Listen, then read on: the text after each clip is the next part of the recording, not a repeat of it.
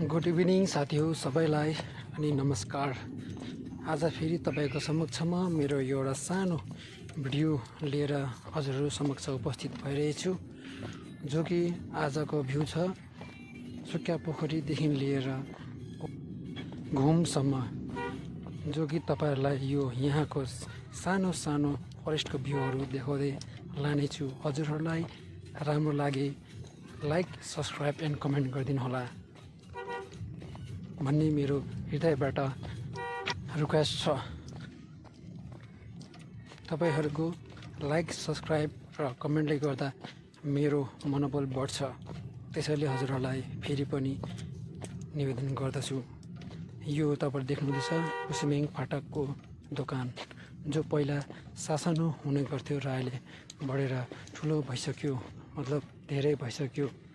र अगाडि देख्नुहुँदैछ तपाईँले पुसुमेङ फाटक, जो गाडी हामीतिर आइरहेछ यसलाई पुसुमेङ फाटक भनिन्छ, जो कि पुसुमेङ फाटकबाट पुसुमेङ टी गार्डन, तुङसुङ, बालासन हुँदै गोर्खाल्यान्ड ब्रिज पुगिन्छ र त्यहाँबाट सिधै फेरि उकालो आएपछि पोख्रेबुङ अनि मिरिकतिर जाने बाटो छ। हजुरहरू गोर्खाल्यान्ड ब्रिज जानु चाहनुहुन्छ भने यहाँबाट लगभग 2 घन्टाको बाटो छ र वहाँ गएर तपाईँहरूले गोर्खाल्यान्ड ब्रिजको दर्शन गर्नु, यानि कि त्यहाँको नजारा हेर्नु सक्नुहुनेछ। तपाईँहरूलाई त्यहाँको नजाराले तपाईँहरूको मन जित्नेछ।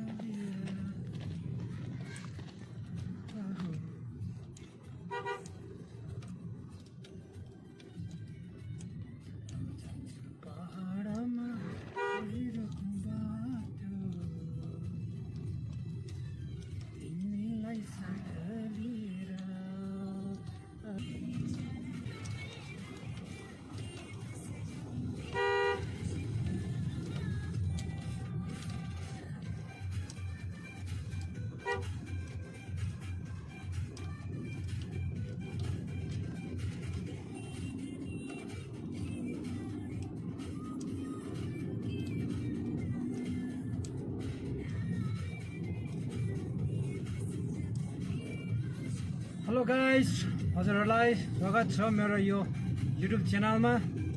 आज म तपाईँहरूलाई सुकिया टु दार्जिलिङको एउटा सानो